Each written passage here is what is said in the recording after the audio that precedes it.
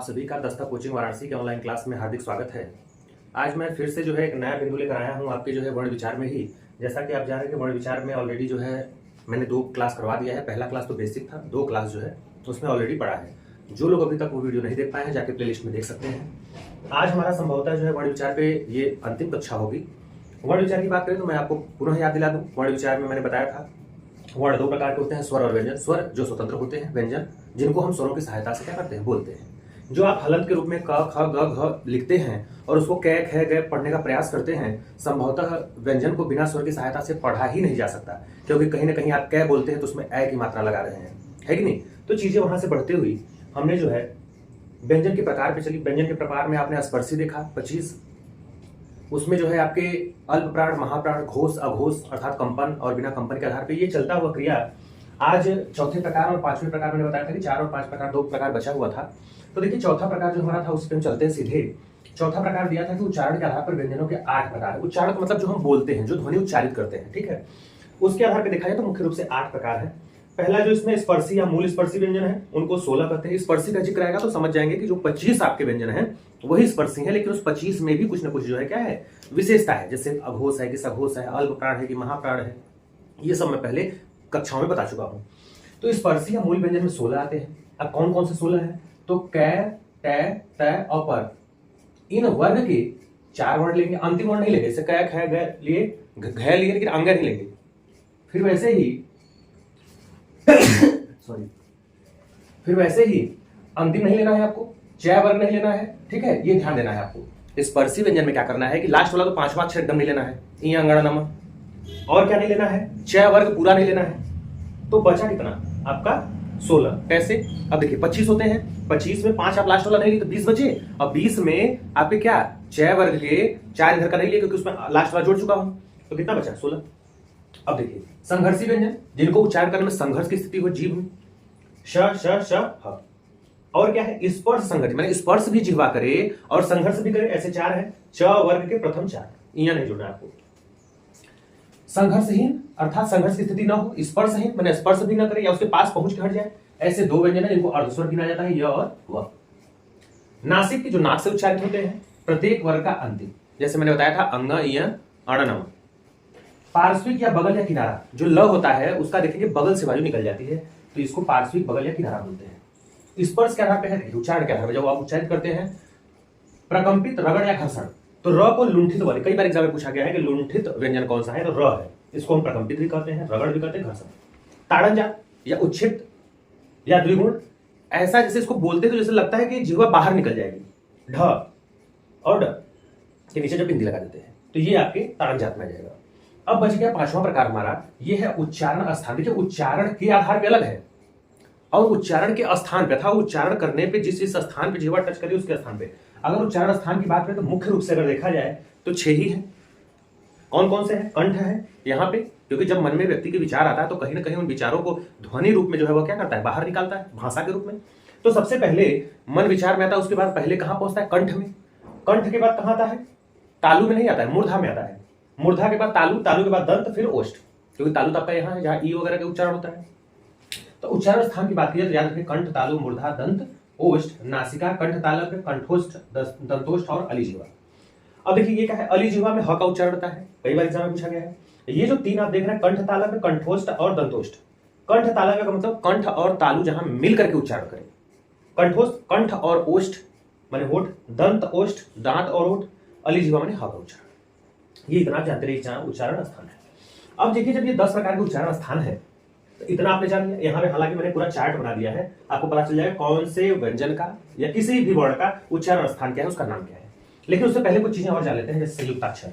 संयुक्ताक्षर का मैंने पहले बताया था कि संयुक्ताक्षर दोनों कहीं ना दो या 2 से अधिक वर्णों से मिलकर बनता है। जैसे छ है तो क, श, अ।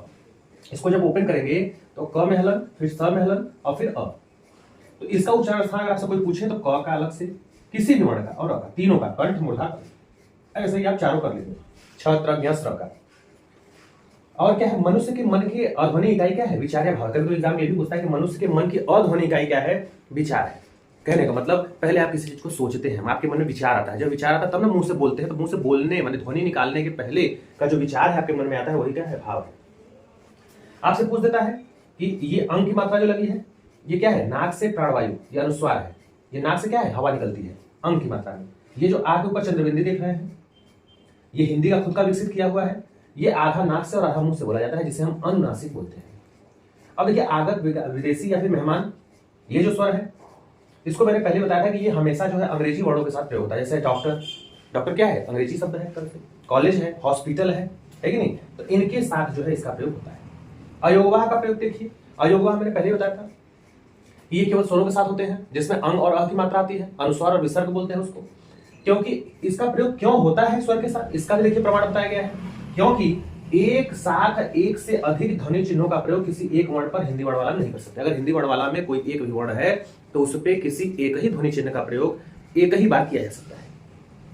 जैसे अब जैसे देखिए उदाहरण में इन्होंने बताया है कि नमः लिखा है। अब नमः को जब खोलेंगे तो न धन अ धन म धन अह, तो यह अह की जो मात्रा लगी है वो आप इसको देखने में लग रहा होगा म पे लगी है, व्यंजन पे, लेकिन ऐसा नहीं है। यहाँ देखिए ये अ पे लगी है, अर्थात स्वर पे लगा है, न कि म पे। ऐसे ही कंठ का देख लीजिए, कंठ में भी देखिए क अंग की मात्रा किस पे लगी है, अ पे लगी है, न कि क पे लगी है। तो इस चीज का ध्यान रखिएगा। और क्या है, जब वर्ण पर अनुस्वार और विसर्ग लगा हो तो उसे क्या माना जाता है, दीर्घ माना जाता है। जब आप छंद पढ़ेंगे वहां पे गणना आएगी मात्रा की, तो आप जानते रहिए कि जब वर्ण पे अनुस्वार और विसर्ग लग जाता है तो उसे क्या माना जाता है, बड़ा गुरु माना जाता है, दीर्घ माना जाता है। जैसे नमः पे 3 मात्रा है, नमः में क्या है 3 मात्रा, न पे 1 की मात्रा और मह लग गया है तो इसको 2 में गिरा जाएगा।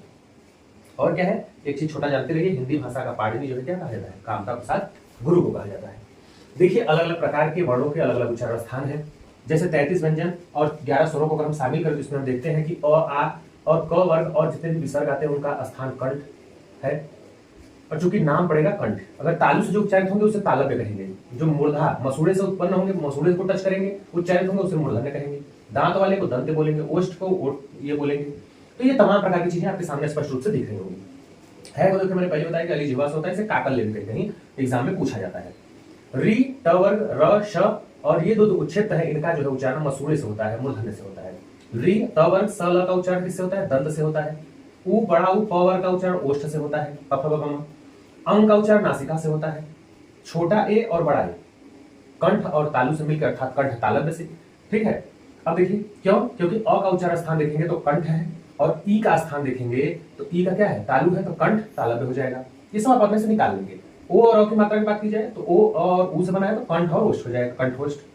व और फै, देखिए फै ये अरबी फारसी का शब्द है जिसमें नुक्ता लगा दिए जाते हैं, 5 प्रकार का मैंने बताया था, है, खा, गया, जफ है, तो इसका हो जाएगा दंत और ओष्ठ। ह का ये अलीजिह्वा इसको बोलते हैं, इसका उच्चारण होता है कै, ख, गै, इसका भी किसी से होता है, स्वर यंत्र से होता है, जिसे हम अलीजिह्वा कहते हैं। और देखिए क्या चीज आपको इंपॉर्टेंट याद रखनी है, वर्ण के उच्चारण में सर्वाधिक जो क्रियाशील अंग होता है वो जीभ होता है। मैंने पहले ही बताया कि जीभ सर्वाधिक क्या होता है, क्रियाशील होता है। और क्या है, जब जीभ मुख के किसी भाग के पास जाए किंतु स्पर्श या घर्षण न हो, अर्थात जिह्वा मुख के किसी न किसी अंग के पास जाए लेकिन क्या हो, अब जैसे ये आपका वो है, अगर मान लीजिए मैं चित्र बना दूं और ये देखिए आपका मूर्धा या मसूड़ा है, ये देखिए है, और यहां से मान लीजिए ये आपका जीभ जो है काकल्य से नीचे गर्दन में आपकी गई, यहाँ कंठ हो गया, यहाँ पे क्या हो गया, दांत हो गए, और यहाँ पे बाहर ओठ हो गया, है कि नहीं। यहाँ पे आपका क्या है, तालु होता है, क्या होता है, तालु। यहाँ पे आपका मूर्धा होता है कि नहीं। तो वही कह रहा है कि जीभ जो है कहीं ना कहीं क्या हो, उसके पास तो जाए, स्पर्श या घर्षण न करे, अर्थात प्राण वायु ताल और जीभ के बीच कम स्थान से जब दब के बाहर निकलती है तो उसी को हम श क्या कहते हैं। और इसी को आप क्या मालूम है, ऊष्म व्यंजन कहते हैं। अर्थात ऊष्म व्यंजन में होता क्या है कि जीभ जो है हमारे किसी न किसी जो है भाग के पास जाती तो जरूर है मुख के, लेकिन वह उसको संघर्ष या फिर क्या करती है, रगड़ की स्थिति जो है पैदा नहीं करती, जिसके कम जगह के कारण जीभ के अंदर से जो है क्या करती है, तालु और जीभ के बीच में से, अर्थात इसमें देखेंगे ये जो जगह होता है ये पास तो गई है एकदम, लेकिन जगह कम मिला है हवा निकलने के लिए, तो कहीं ना कहीं ये रगड़ खा के निकलती है, ऊष्म व्यंजन, इसीलिए इसको क्या कहते हैं। अंतस्थ व्यंजन में क्या था, यह अलावा मैंने पहले बताया, ये जीभ के किसी भी अंग को जो है क्या करती है, स्पर्श और घर्षण दोनों करती है। और क्या है, हिंदी वर्णमाला में 11 स्वर और 33 व्यंजन के अलावा, देखिए हिंदी जो वर्णमाला है इसमें मुख्य रूप से हम 11 स्वर और 33 व्यंजन पढ़ते हैं, लेकिन चूंकि हिंदी की रचना में या हिंदी लेखन में हमको और भी विदेशी जो है वर्णों की जरूरत पड़ती है, जिसमें हम अयोगवाह को लेते हैं, संयुक्ताक्षर को लेते हैं, इसका जिक्र आपको पता हो गया होगा क्या क्या है, अनुनासिक का जिक्र है, उच्छिष्ट है, द्विगुण जिसको कहते हैं, आगत है, नुक्ता वर्ण है, जिसका प्रयोग शिव प्रसाद सितारे हिंदी द्वारा जो है किया गया था, अरबी फारसी के हैं, जिनकी आवश्यकता हिंदी लेखन में क्या होती है? अब देखिए ये संपूर्ण चीजें समझने के बाद, ये सब तो प्रयोग के आधार पे है, हमारी जो चर्चा होगी वो है शब्दकोश देखने के तरीके पे। काफी बार एग्जाम में आपसे ऑर्डर देने के लिए पूछता है, और जो मैं हाईलाइट किया वो छ, त्र, ज्ञ, स्र, इनका स्थान जो कभी न कभी आपसे पूछता है किसके बाद किसका नंबर आएगा, या क से पहले किस वर्ण का जो है प्रयोग होता है हमारे शब्दकोश में। तो शब्दकोश में देखिए सबसे पहले अंग का आता है, फिर अ के ऊपर चंद्रबिंदी का आता है, फिर अह का आता है। अर्थात जो स्वर होता है, स्वर में अंग पहले, अह के बीच में क्या आ जाता है? अ में चंद्रबिंदी, फिर उसके बाद अ, आ, छोटी, बड़ी, फिर उ, बड़ा उ, फिर री आता है, ए, बड़ा ए, फिर ओ, फिर अ, फिर कै शुरू करेंगे। अब कै के बाद ख नहीं आएगा, क के बाद ख नहीं आएगा, ध्यान रखिए यहाँ पे छ आ जाएगा। तो क, छ, ग, घ, अंग, फिर च, छ, ज के बाद ज्ञ आता है, फिर झ ही आता है, फिर ट, ठ, ड, ढ, अड़, त के बाद त्र आता है, याद रखिएगा, त के बाद त्र, क के बाद छ, और ज के बाद ज्ञ, थ, द, ध, न, फिर प, फ, ब, भ, म, य, र, ल, व, फिर उसके बाद श, स्र, स के बाद देखिए बड़ा स के बाद स्र, फिर श, स, ह। इस हिसाब से आप इसको दिमाग में बैठाए रखिएगा, जो आपके बीच बीच में जो है आपके डाउटफुल चीजें होती हैं कि छ का स्थान कहाँ आएगा, ज्ञ का आएगा कहाँ, त्र का, स्र का, है कि नहीं। अब देखिए यहाँ पे मैंने एग्जांपल भी आपको लिख दिया कि अगर पूछ दिया जाए प्रक्रम, पर्व, प्रकाश और प्रवणता को एक क्रम में निर्धारित करिए, क्रम में लगाइए, तो आप किस प्रकार लगाएंगे? तो पहले इसको खोल लेंगे। प को क्या लिख सकते हैं? स्वर रहित करके लिखेंगे तो प में अ हो जाएगा, प और अ हो गया।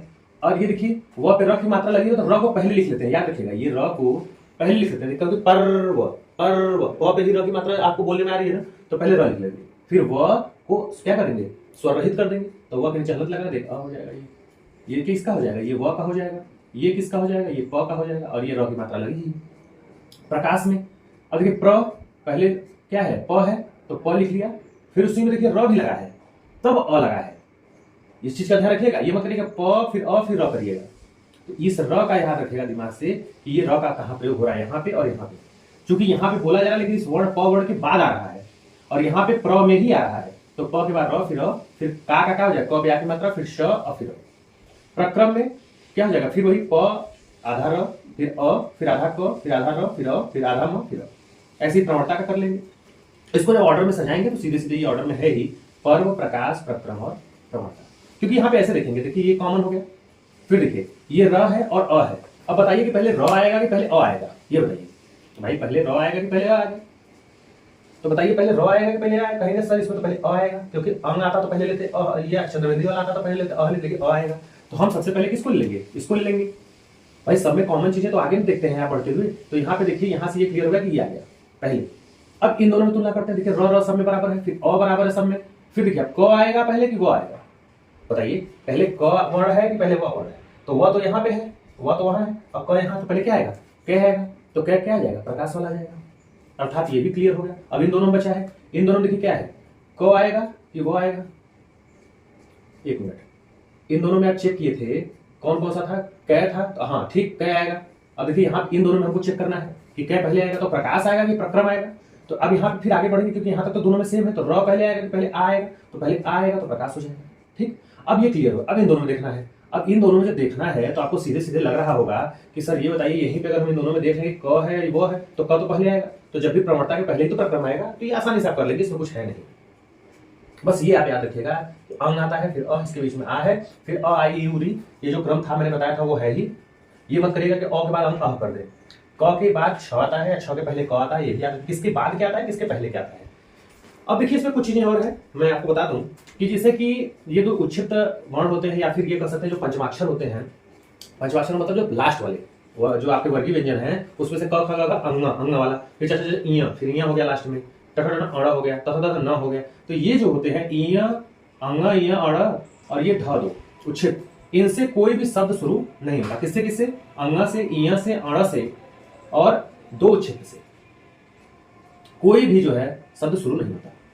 और एक चीज और ध्यान देना है कि शब्दकोश में पूर्ण वर्ग के बाद संयुक्ताक्षर का क्रम आता है। किसके बाद? पूर्ण वर्ग, पूरा जो वर्ण होता है लिखा हुआ, उसके बाद ही जुड़े हुए का आता है। जैसे क आएगा तो क के बाद ही फिर ये क्या आएगा, इस प्रकार से। क्योंकि देखिए यहाँ पे क्या दिया, अंक की मात्रा लगी है ना पहले, कंग, देखिए मैंने पहले कंग, फिर कह, जैसे कक्का, किक्की, कुकू, केकर, कुकव, कंकह, ये आप ककहरा पढ़ते हैं। तो इसमें याद रखिएगा कि पहले कंग आएगा, फिर कह आएगा, फिर तब शुरू होगा कक्का, किक्की, कु, के, कै, को, कऊ, कऊ के बाद क्या आएगा? फिर क्य, फिर क्र, फिर क्ल, फिर क्व, फिर छ। इस चीज को आप याद रखिए। अब ये कुछ प्रयोग भी है जो कि हिंदी में होता है, जैसे विसर्ग है। विसर्ग का प्रयोग हमेशा स्वर के बाद होगा। ऐसा नहीं है कि अ लिखना है या फिर म लिखना है तो म का प्रयोग ऐसे कर दें, इसके बाद होगा। तो विसर्ग का प्रयोग किसके बाद होता है? स्वर के बाद होता है। मैंने आपको यहाँ पे एग्जांपल के बाद बताया था कि यहाँ पे चूंकि जो प्रयोग हुआ है अह का, वो स्वर पे हुआ है, न कि व्यंजन पे। मैंने एग्जांपल से भी आपको स्पष्ट किया था। और चीजें क्या है, ये जो चंद्रबिंदु है, जो हिंदी की अपनी ध्वनि खुद के द्वारा विकसित की गई है, संस्कृत देखेंगे तो इसको आपको देखने को नहीं मिलेगा। उसका प्रयोग कहाँ होता है? जैसे गांव हो गया, पांव हो गया, बांध हो गया, आंगन में। हलंत चिन्ह का प्रयोग कहाँ होता है? जो आप लगा रखे हैं, र के नीचे हलंत, ल के नीचे हलंत, क के नीचे हलंत। तो दो वर्णों को जोड़ने में जहां असुविधा होती है वहां पे इसका प्रयोग करते हैं। जैसे पद्मा, इनको जोड़ना है तो हम क्या करेंगे? इसके नीचे हलंत लगा देंगे। पट्ठा में देखिए ट के नीचे लगा दिए। बुढ़ा, इनको जोड़ना है तो र का चिन्ह लगा दिए। हलंत का खाद्य जोड़ना है तो इसमें लगा दिए। तो यहाँ पे प्रयोग होता है। अब देखिए रेफ वर्ड कई बार पूछा जाता है, र चिन्ह का। तो र का चिन्ह जो है जब व्यंजन वर्ण के ऊपर लगता है तो इसे रेफ कहते हैं। रेफ कब कहेंगे? रेफ चिन्ह कब कहेंगे? जब यह किसके ऊपर लगेगा? व्यंजन के ऊपर। जैसे देखिए म के ऊपर लगाया ध, ये भी म के ज के ऊपर और अड़ के ऊपर। गर्म, धर्म, कर्ज, वर्ण। अब देखिए और क्या है? चंद्र, ये बिना बिंदु वाला है। यह बिंदु रहित है, ये आपको पता है, दिख भी रहा है सीधे सीधे। उच्चारण इसका अ के समान होता है। अब इसको ये मत पढ़ दीजिएगा कि आ के समान। जैसे डॉक्टर, डॉक्टर, कॉलेज, डॉक्टर मत पढ़िएगा कि डॉक्टर आ की मात्रा लगा दें, ठीक है। तो याद रखिएगा अ के समान इसका उच्चारण होता है, न कि आ की तरह। और यह प्रायः अंग्रेजी के शब्दों के साथ प्रयोग में होता है, जैसे नॉलेज हो गया, डॉक्टर हो गया, ऑफिस हो गया। इन आई होप आपको चीजें स्पष्ट हो गई होंगी, चीजें समझ में आई होंगी। ये सब सारे जो है आपके प्रकार हैं। व्यंजनों के उच्चारण के आधार पर है, तो कोई लिखावट के आधार पर है, कोई प्राणवायु के निकलने के आधार पर है, कोई संघर्ष की स्थिति जब उत्पन्न होती है जो है मुख के अंगों के अंदर जीभ के द्वारा, उसके आधार पर। तो अलग अलग क्राइटेरिया है बांटने का। एग्जाम में क्वेश्चन आपसे यही पूछा जाएगा कि फला वर्ण का उच्चारण स्थान क्या है। एक चीज और आपको मैं शॉर्ट ट्रिक बता दूं, संभवतः जो है जैसे जो बात आती है, देखिए क वर्ग, च वर्ग, ट वर्ग, त वर्ग, प वर्ग, ये 5 है आपके। इसको ट्रिक से याद रखिएगा, KTM2। एटीएम का आप जानते होंगे, एटीएम का नाम आप लोग तो भली भांति जानते होंगे। आप इसको ऐसे भी याद रख सकते हैं, ATM2 के जगह KTM2। आपको मालूम है क कंठ से ही बोला जाता है, तो उसको वहां से शुरू कर दीजिएगा बस। KTM2, देखिए KTM, क से कंठ हो जाएगा, त से टी से तालु, म से मूर्धा, दो से डी से दंत हो जाएगा, ओ से ओष्ठ हो जाएगा। KTM2, ठीक है। ये पांचवा, आई होप आपको ये ट्रिक समझ में आ गई होगी आराम से, क्योंकि बहुत इजी है कि आपको मालूम है कंठ से, बाकी ATM2 की तरह है तो एक जगह 3 कर देना है, ठीक। तो मिलेंगे नेक्स्ट वीडियो में, तब तक के लिए थैंक यू।